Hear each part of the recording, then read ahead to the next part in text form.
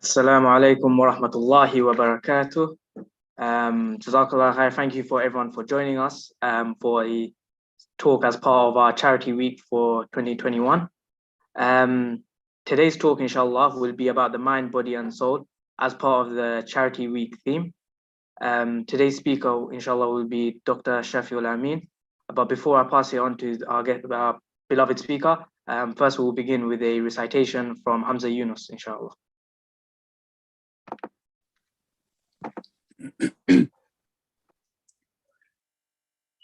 أعوذ بالله من الشيطان الرجيم.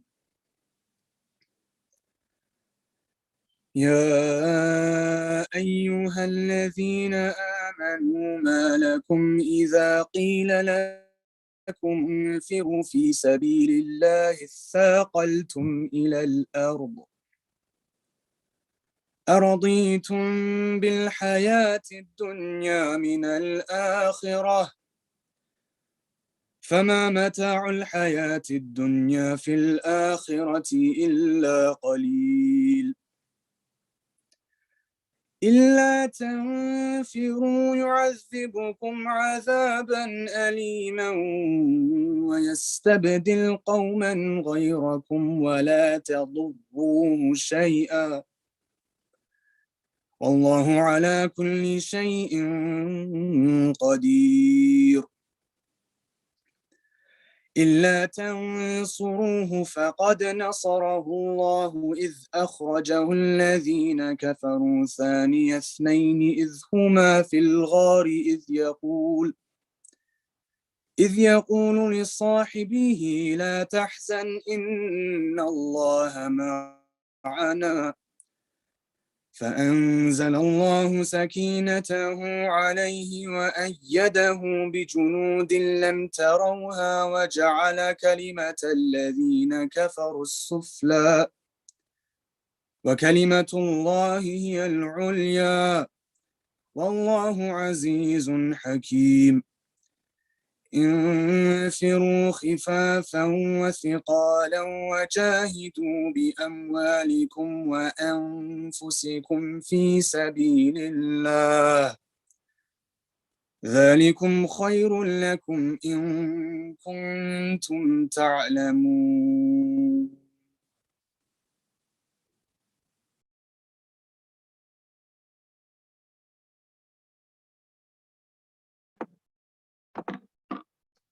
Jazakallah khair, Hamza, for that beautiful recitation from Surah Tawbah.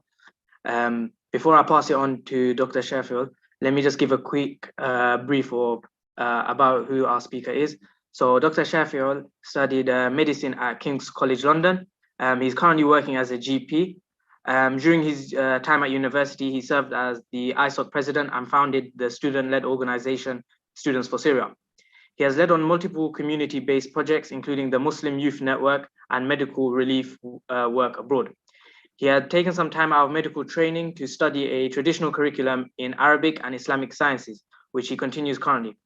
He is an instructor and mentor at the Asr Initiative Development Program, which is a leadership program for young Muslim students and professionals. SubhanAllah, as you can see, Dr. Shafiul has done a lot. So inshallah, now I will pass it on to him. Jazakallah khair. Jazakumullah khairan. Just share my screen. Can you see that okay? Yep, looks brilliant. Bismillah.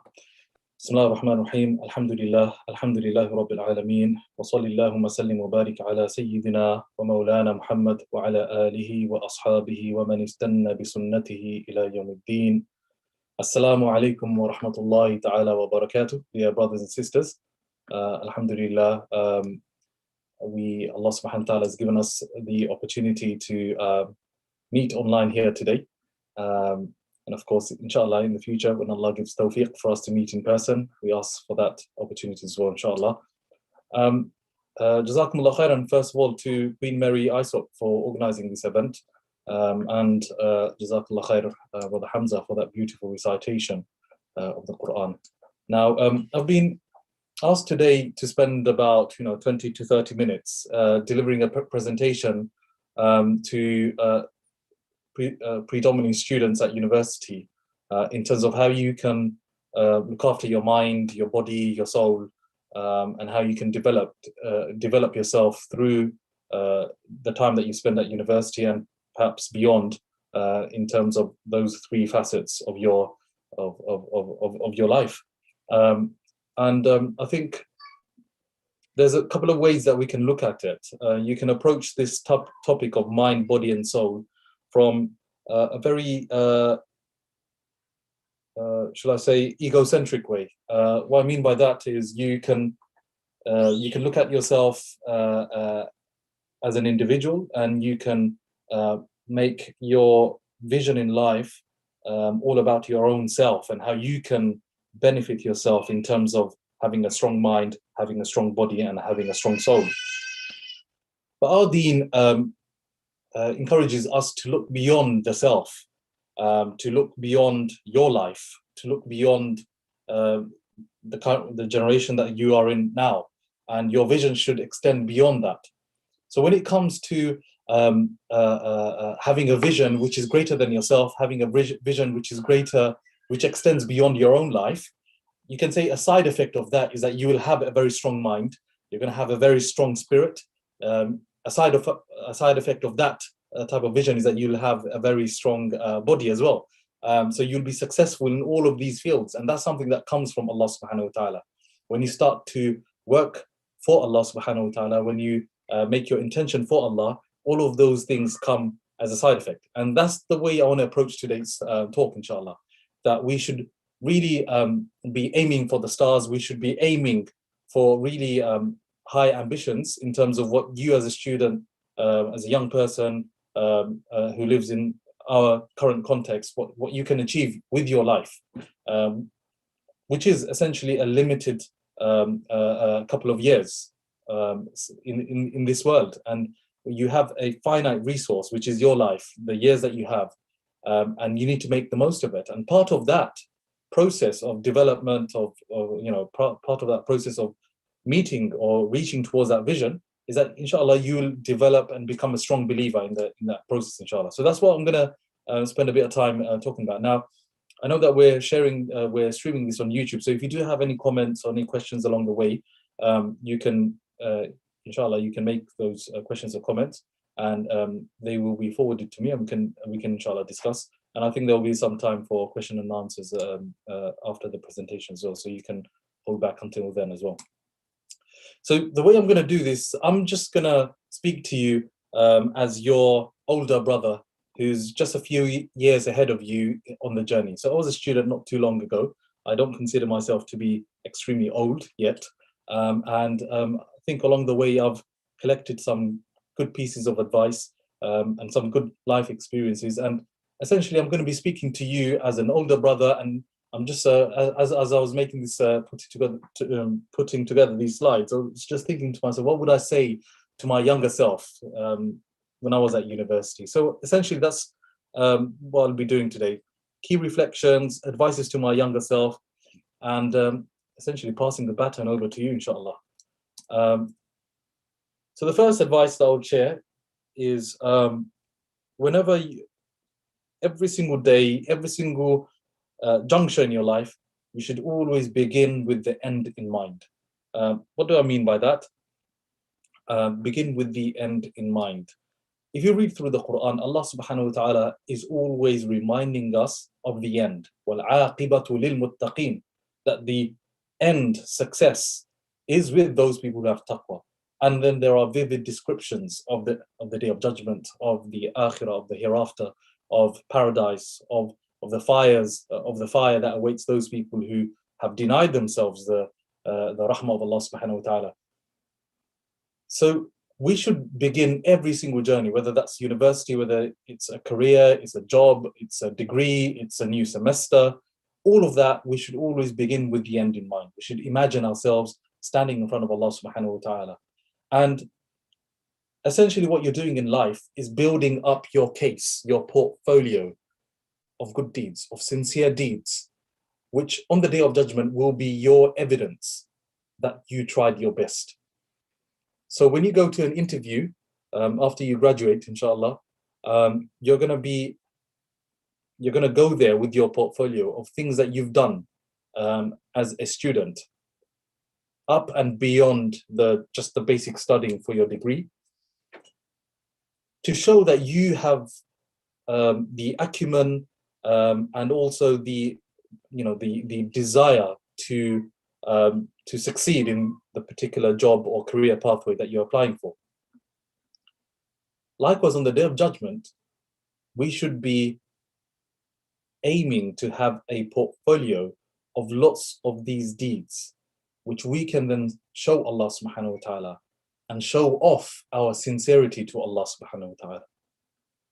And that's how you construct your life plan. If you were to sit down and have a real deep thinking about with yourself as to what kind of life that you wish to plan, then that's what you want to do. You want to go start right at the end and then ask yourself, what is that portfolio going to look like?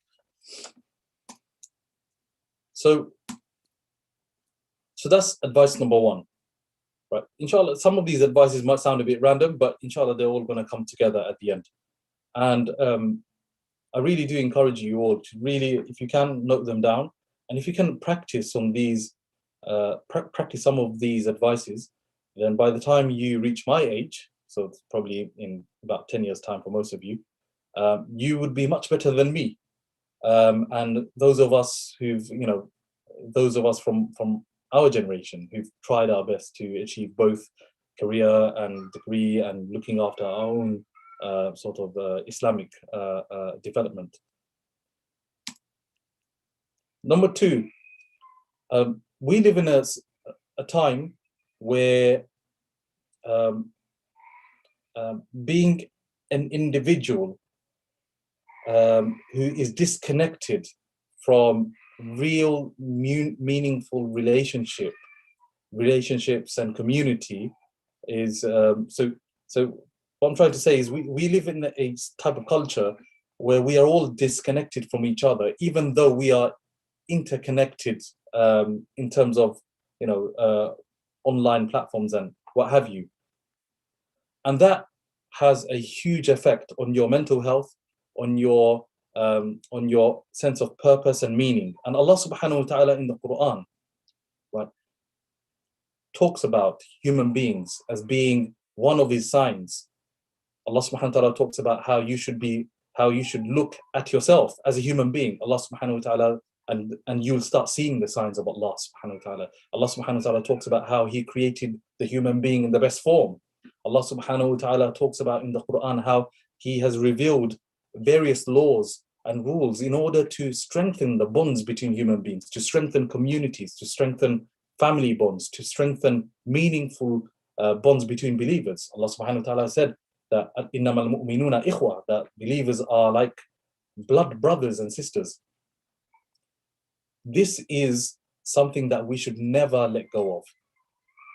Throughout your time at university and throughout your life, you should be seeking out righteous people with whom you can start building meaningful relationships. And that's not having Twitter followers or people liking your posts on Facebook. That's all, superficial, illusions that make you believe that you're actually connected with others. But actually, that's not what is gonna actually help you develop yourself. So as you go through uni, you wanna pick up a group of righteous people who remind you about Allah, and you wanna bond with them, really have a really strong bond with them. Because those are the friendships and relationships that will continue for the rest of your life.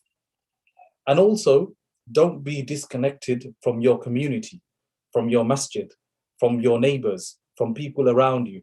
Again, the way things are structured today, it's not easy for us to start connecting with our neighbors, because especially if you live in London, everyone minds their own business. Even when you're at the tube, if you just look down, you don't really smile at anyone.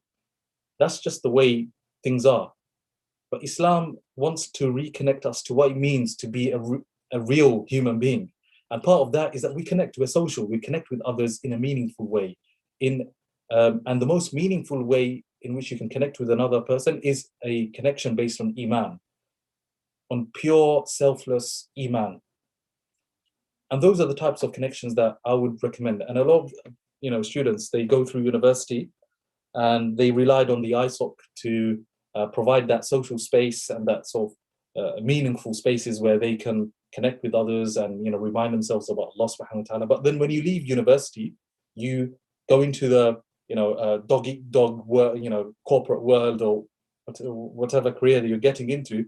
And if you are dependent on that university space, then you're going to really suffer and struggle when you go out to the real world. That's why having strong bonds with neighbors and your local masajid and your local community is what's going to keep you grounded through that period. So in terms of looking after yourself intellectually, socially, this is crucial. This is essential, inshallah. So please do try and make a mental note of that. Okay, because I can't see you, and this presentation was really for face-to-face interaction, we'll leave this slide. So when you're young, you have a lot of free time. When you're at uni, although you might not feel it, but you have massive summer holidays. I remember when we were at uni, our summer holidays were from May all the way to October, and even during the week, you had a few lectures here and there, some tutorials, but really you just have so much free time. And once you graduate from university and you start working, 9 to 5, 9 to 6, weekends, nights, and whatever, based on where you're going to be working, you realize that now you start to realize the value of the free time that you had when you were younger at university. And then you get married, and then you have more responsibilities, and you have children, and etc. And you have your own family to look after. And then your time just gets limited and limited. And what I'm trying to say here is that this time that you have now, in terms of your personal development, you'll never get this unique opportunity ever again. So that's why a clever person, an intelligent person, would maximize and utilize this opportunity, this very unique opportunity that you have now.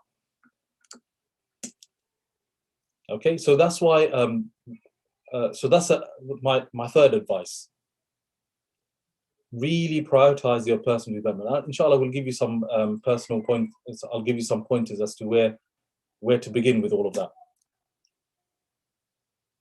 Part of this development journey is that you've got to start off with the right mindset.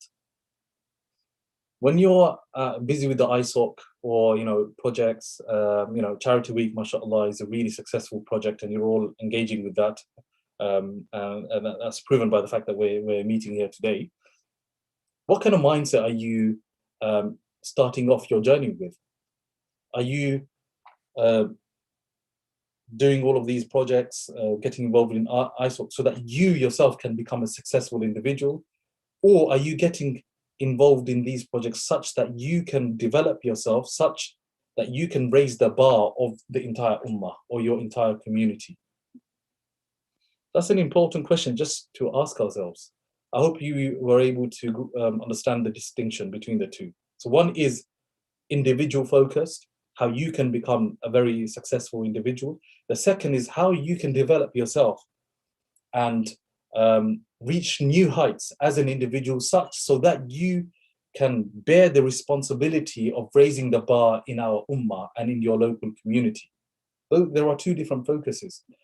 And I found that most people who focus on themselves, in exclusion to the wider community, after you graduate, you're just going to get busy with work, with life, with just mortgage, maybe car, house. It's just going to be a me, myself, and I type of life. But for those of you as students who have the mindset of developing yourselves in order to serve others, in order to serve your local community, to serve your whichever community that you feel that you can have an impact in, or the wider ummah, it's those people who actually, after graduation, they actually do something to make a difference. But you've got to develop this mindset right deep in your mind and your heart early on. Otherwise, when life hits you like a wall of bricks, you're not going to have time to make these types of very deep philosophical reflections. You've got to do this now. Once you've got time to mull things over, you've got to develop this mindset and this habit. Next advice, development, what does that mean? There are a couple of facets we need to look at when it comes to planning your development journey. First of all, your spiritual development. So we know that the human being, we know from the Quran that the human being is the body. Allah subhanahu wa ta'ala created us in the wombs of our mothers. But before then, we existed as souls, and many ahadith and ayat of the Quran indicate that we were souls that were created, and there are some ahadith that point towards the idea that all of the souls were joined at the together, and Allah subhanahu wa ta'ala asks us, I think it's in Surah A'raf, Alastu bi Rabbikum, am I not your Lord? And then we all said, Bala, yes, of course, we are, you are Lord, we Bala Shahidna, we witness to that. But then we came to this world as in a bodily form, and Allah subhanahu wa ta'ala talks about the heart and the spirit and the mind and the intellect. And then we pass away, and Allah subhanahu wa ta'ala will renew us again. Our body will join our souls and minds and hearts with the body again. So there are various parts to the human being which require development and looking after and nurturing. And when you're organizing your or planning your development journey and those around you, you should be taking all of those things into consideration. So first of all, spiritual. What does that mean? What is your vision in life? And what I mean by vision isn't like, you should, I'm not saying that as a student you need to have everything worked out, but you should roughly know that you will know inside yourself whether your life is for, is it because you want to become the CEO of this particular company, or you want to become a successful, I don't know, engineer, or you want to become, you just want to have an easy life where you go on holidays all the time. What's your vision for your life? In the really basic terms, one of the really good way I came across in terms of explaining what vision is, what's the thing that wakes you up in the morning? You've got to sort that one out. Is it Allah subhanahu wa ta'ala, the akhirah? Is that a burning desire inside which gets you up early in the morning before everyone else to embark on whatever project or studying or whatever you're doing? Some people, successful business people, they are motivated by material gain, and they wake up very early for that. So you need to figure out where you fit in this spectrum, and that has a huge spiritual effect on you. If your vision is material, then that's going to kill your heart slowly and slowly, and you're going to have an emptiness inside. Especially when you get older, you start to feel that pain more than now. When your body starts to get weaker, you start to become much more aware of your spirit inside. So what's your vision? How can you purify the diseases of your heart? What kind of diseases of the heart that you have? Identifying the disease in your heart is very, very difficult. And the only way you can do that is if you spend time with people, righteous people. If you organize a project and then you lose your cool, and then you get feedback from others to say that, have you noticed that in this circumstance, this is what you did, inshallah, and then this is something that you can improve on. To have meaningful friends who are like true friends who are able to give you that feedback is a blessing in itself. What is your ibadah like? What is your salah like? What is your sunan prayers like? Are you praying in jama'ah? And lastly, linking back to your vision, what is your role in the ummah? So these are questions when it comes to looking after the spiritual side of your development. Your intellectual side is also very important, because your heart and your spiritual development is limited and restricted by the things you know. If you don't know that reciting the evening adhkar, for example, is going to benefit you spiritually, then that's something that you will never do. Or if you do not know as the meaning of a certain ayah of the Quran, it won't have that spiritual impact, that the intended spiritual impact. So knowledge is like, the lid of your spirituality. The more knowledge you have, the greater potential you have to develop spiritually in your ibadah, in the purification of your heart, in your vision, in your role in the ummah. So that's why we should spend a lot of time thinking about how we can develop ourselves intellectually. Intellectual development means reflecting and deriving meaning out of everything that we see and linking it back to Allah subhanahu wa ta'ala.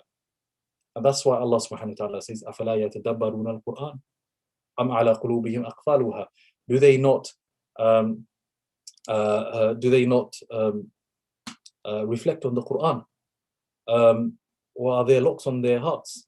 So Allah subhanahu wa ta'ala wants us not just to recite the Quran, or not even just understand the Quran, but to derive meaning from the Quran and relate it to your own life, such that it's guiding you.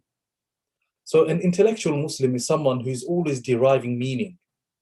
They're not, they look at things around them and they understand that things do not happen randomly. Everything is coming from Allah subhanahu wa ta'ala, and they deduce meanings for that and deduce guidance and link it back to their reflections of the Quran and the Sunnah and their reading. Which leads me on to the next point.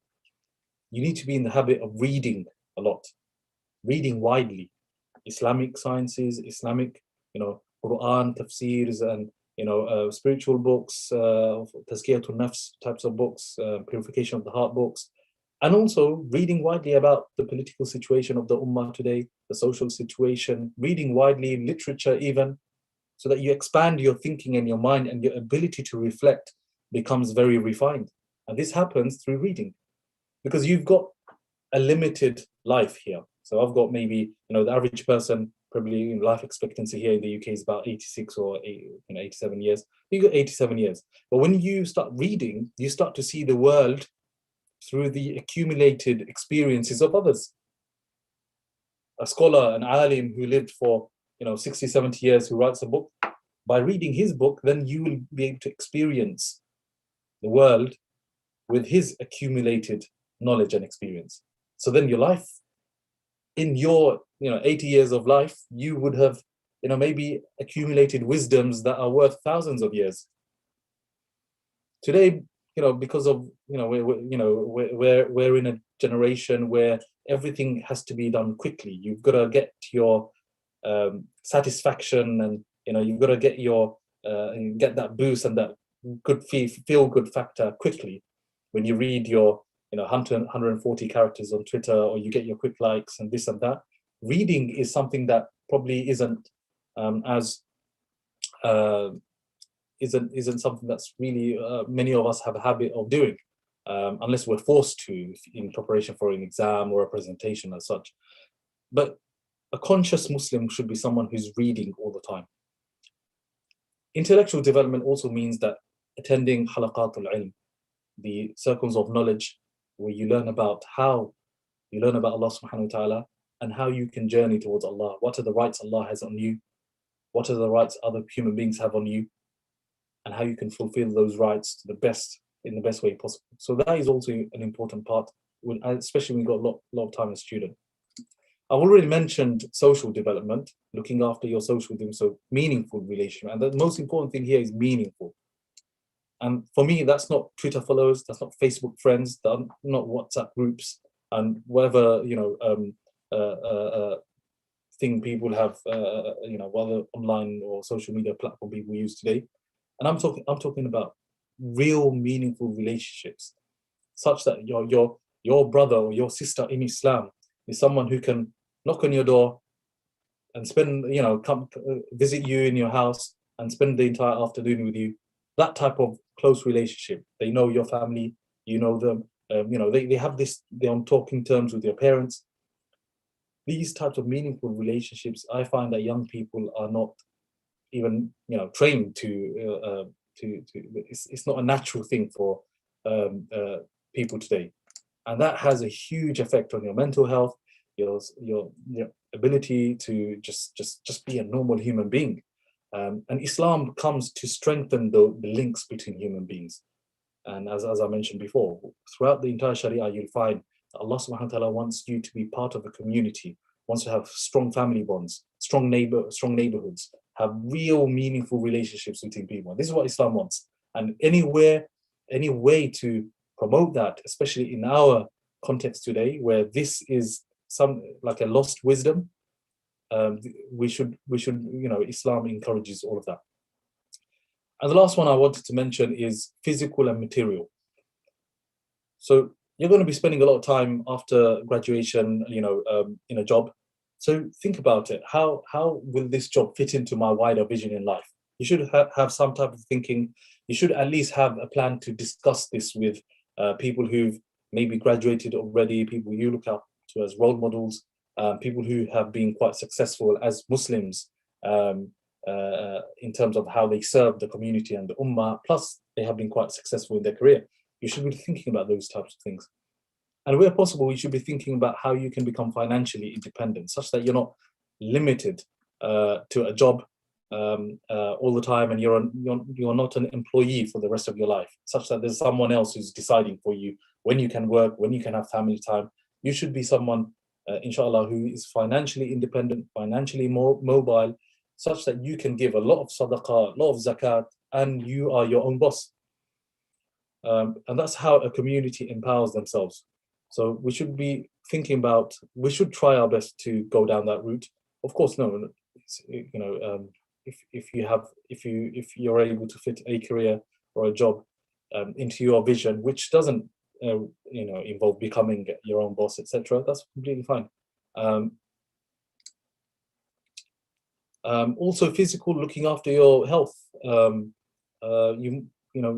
The Prophet ﷺ was someone who was strong as in terms of, he was mentally very strong, spiritually very strong, and physically he was very strong as well. And many of the Sahaba were like that as well. Looking after what we eat, making sure that we are physically strong.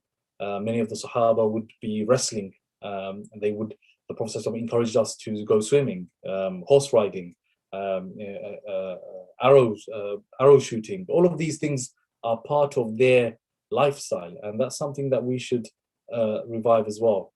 Competitive sport, something that brothers and sisters should consider having as part of their extracurricular activities, in order to, again, be mentally strong and have that discipline, learn to be physically strong as well. These are things that that our deen encourages, and it also, again, it ties together with your entire development, because when you're young, you won't get the same amount of time. Maybe you can learn BJJ or what have you. You've got the time to do that now, and you can teach your kids in the future, inshallah. And it doesn't just have to be brothers, sisters as well. There's nothing stopping the deen. Many of the Sahabiyat we find they were extremely strong-minded and strong-bodied individuals as well. And you can have a lecture series on that.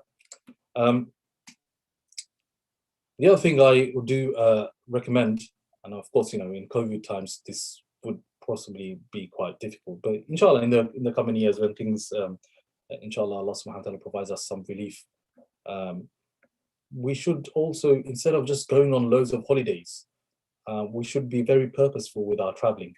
And traveling is something really important, and it's been part of our Islamic heritage. The scholars of the past, we used to travel all the time. Because when you travel, again, you have new experiences, you see the world through the eyes of others, through the lens of others. You get to put yourself in the shoes of others. You can empathize with others. So you should try to see if you can, especially if you can seek knowledge in your sums. So when we were at university, alhamdulillah, Allah gave me some good friends with whom I used to travel during the summer holidays to learn Arabic and what have you, or sometimes going for joining charities for relief work, volunteering for them, and connecting with the ummah, and meeting inspirational believers. Again, this is the time to expand your mind, to see the world in different ways, to see what great people around the world are doing, and also to do the basics in terms of learning deen. So that's something I would also recommend. So in a nutshell, we want our young people to be, courageous, explore, creative, active. Don't waste your time on Netflix, binging Netflix, and just wasting your life away, because these are really precious years that you have with you, brothers and sisters. Very important that you really make the most of these years. Some important spiritual habits. How much time do I have left? 10 minutes, 5 minutes probably now. Yeah. So again, I did touch on some good spiritual habit. Again, when you're young, that now is the time to really think about what kind of habits that you're going to keep with you for the rest of your life. It's going to be very difficult when you're on a busy job, when you're busy with your family in the future, um, when you just have so many responsibilities, to start to pause and to think about developing new habits or changing bad habits. Now is the time to develop these habits. That's why I would recommend everyone to keep a journal where you're recording your reflections, you're deriving meaning from what's happened to you during the day. A lot of people, most books that we read, written by scholars of the past, were just journals that they kept whilst they were traveling. Some of them would go Hajj and they would just keep a journal and that would become a book. So we should be in that same habit as well. Secondly, I mentioned, we've got loads of different types of therapies today, and every therapy has its use. But one of the most important therapies is Quran therapy, what I call Quran therapy. And what that is essentially is the Quran should be part of your daily habit, where you go to the Quran to seek guidance and healing. Guidance, healing, and just the Quran just to strengthen you again. And that therapy that the Quran does for you, you cannot get it from anywhere else. The Quran, Allah says, is shifa, for that which is in the chest. The Quran heals everything that's broken in the chest. So we should have a real long-term plan. And of course, the other things you are with afkar, dua, ibadah, individual and also as a group. So learning Quran together with others, and also connecting to the stories in the Quran. One thing, if you can achieve as a young person, to learn the Arabic language, the Quranic Arabic, that's something that's going to stay with you for the rest of your life. And I'll tell you, that's one good advice I was given when I was 15 years old, and I really am indebted to those brothers, because it's something, if you can understand the Quran directly, whilst you're young, you learn it, because it's going to be so tough to do it when after you graduate and you're busy with just general life. If you can learn Arabic, that's something that's going to stay with you for the rest of your life. You have a tough day at work, you just have a tough day, you open up any page of the Quran and the Quran just heals what's inside. You can pass it on to your kids, you can pass it on to your family, to your neighbors. It's something that sticks with you for the rest of your life. If there's just one thing you take from our presentation, which is to learn the Arabic language when you're young at uni, then I would consider this presentation to be a success. And of course, learning Arabic means taking the Quran as a lifelong project. Learning the meanings of the Quran, trying to memorize the Quran, reciting the Quran, reading the Quran through different lenses each time. So you might do one reading of the Quran where you're focusing on what are the qualities of the believers. Then you do another reading of the Quran, focusing on what are the qualities of leadership in the prophets. Then another reading of the Quran, talking about principles in life. There's infinite, different types of readings of the Quran that you can do. It's a lifelong project. So inshallah, right. I think we've run out of time, so I'll end it here, inshallah ta'ala. And if there are any comments or questions or anything, we can entertain that for the next couple of minutes or so. So back to Yusuf, inshallah. Jazakallah khair for that brilliant talk. Ustad, one question, it's a personal question of mine. Yeah. Do you have one action that perhaps embodies and involves all three, mind, body, and soul, that we could use for benefit? One action. Yeah, one action. Or would you say that it's better perhaps to have them separate but multiple actions for each one? I mean, there is one which is Quran. There's one that Quran is what ties everything together. So of course. I would recommend you to divide them up and make a plan for each. But the heart of that plan is the Quran. The Quran is the driver for your spiritual development, for your social development, for your intellectual development, for your physical development, because the Quran touches areas of, heals areas of your heart that you didn't know it could do that. The Quran will give you an intellectual framework to to view the world. The Quran will give you a way of understanding the world which you perhaps were not aware of before. The Quran is like a furqan. Allah calls it furqan. So it gives you like a criteria to see what's right, what's wrong, what's good for me, what's bad for me, what's a way of thinking or an ideology which is going to corrupt my life, and what type of thinking and what type of mindset will produce barakah in my life. So intellectually it strengthens you, spiritually strengthens you, and then the Quran gives you an action plan. How? Through the lives of all of the prophets. You look at all of the lives and the stories of the prophets, the Quran mentions it for a reason, because the Quran is giving you a physical action plan on what you should be focusing on. Whatever you find the prophets and the righteous people in the Quran were focusing on, then that's essentially how you should be building your life as well. So I feel that if there is one thing, then make Quran your target, and anything that is a necessary step in order for you to get closer to the Quran, make that a target as well. So Arabic language would be a target. Being with righteous people who are knowledgeable of the Quran, attending courses. If you find your Quranic vision to be, you look at the lives of the prophets and you find that I want to be someone who gives da'wah, then again, having skills in leadership, having skills in management, all of those things. So then you start to, everything ties together under the shade of Quran. I think that's probably the best one I can give you. Yeah, 100%. It's one of those things where I couldn't agree more with you, but yeah, it's literally one of those things where every time you read it, every time you decide to, even if you're reading an ayah or two, or perhaps a page or a juz, whatever it may be, you will 100% learn something that you can take and embody into your daily life and perhaps take further, inshallah. I'll tell you one experience. When I was learning Arabic, in Egypt, we used to travel to Egypt to learn Arabic, and I would be studying about maybe 4 to 5 hours a day. So as you can imagine, then you'd be learning quite a lot, and every single day you know more of the Quran. So I felt as though, like physically, before I knew Arabic and before I could understand Quran directly, I was someone who's blind. Everything's fuzzy.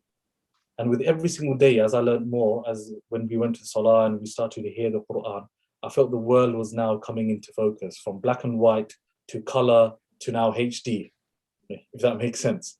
And the more you learn the Quran, the more clarity you have. Like, things become so clear. And then you realize how fuzzy things were before. So I really do encourage you all. SubhanAllah, may Allah make it easy for all of us to develop our skills and improve in our Arabic as well. Brother Khalid, is there any other questions I've been asked? One question we have. How do you go about learning Quranic Arabic? What's the first step? Yeah, I mean, it's much easier now. When I was young, there weren't any courses around at all. So what I had to do is I got the Medina book Arabic, and it's got like an English bit at the back and an Arabic bit at the front, and I just went through it all myself and learned most of the rules there. And then I started to listen to the Quran in Arabic whilst reading the English translation. And then after a while, amazingly, your brain starts to connect the two together. So after a while, you start to understand most of the Quran because your brain connects the words, the Arabic words, which are corresponding to the English translation that you're reading. And the other thing is you can just sign up for a course. There's so many courses out there. Just go on the internet and write down Arabic course London. I'm so many institutes come up. YouTube have various playlists going through. Baina Yadik series is a very good series for learning Arabic. If you just go to YouTube and write down Baina Yadik series, download the PDF and just go through it. And then, of course, you can go abroad if you have that ability. If not, you can see. I know a lot of people who never stepped in an Arab country, but their Arabic is so good, mashallah. So there's loads of opportunities. Jazakallah khair for that. Just a reminder for the rest of the brothers who are and sisters who are watching. There is a link for donations in the comments and the description of the YouTube video. So please do feel free to donate, as this is part of our Charity Week talk. We're gonna have to wrap up soon now because of course Isha time is stepping in. I think personally for myself, one takeaway point from that talk would be, I believe it was point 3, where we spoke about, where Dr. Shafiul spoke about the vital period for personal development. He mentions a very interesting point, which I would like to just speak about briefly. A lot of us, like our uni students, we look back at the times of GCSE and we think to ourselves, oh my God, what was I doing? Had so much time, just wasted it playing FIFA, Call of Duty, whatever it may be. But we also are in a sort of a bubble right now where we're in uni, we're like, oh my God, all these deadlines, this and that. But I'm sure, and like Dr. Shafiul said, 5 years from now, we're going to look back at this time and think to ourselves, well, hold on, we actually had a lot of free time. And yeah, he's 100% right. We should seek to pursue Islamic knowledge, read more Islamic sciences, so on and so forth. And yeah, Jazakallah khair, Dr. Shafiul, for that brilliant talk. It's a pleasure. Inshallah, we meet soon. Inshallah, inshallah. And yeah, Jazakallah khair, everyone, for watching. Assalamu alaikum wa rahmatullahi wa barakatuh.